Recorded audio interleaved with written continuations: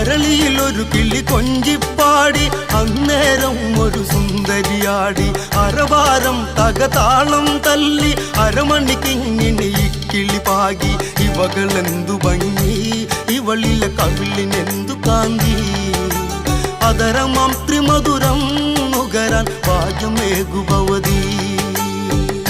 മല്ലികപ്പൂ കണ്ടാൽ ചന്തമില്ല കരളേ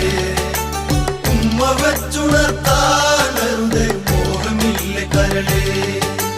വിശ്രവസ്സു മാമുനി തന്നരികെ വിശ്വവിലാസിനി കഥനം തുടരെ പുത്രാർത്ഥിനിയാം ഇവളിലെ ദുഃഖം തീർപ്പാൻ വഴിയില്ലേ മുനി സ്വൽപ്പം ചെണ്ടു മല്ലികപ്പൂ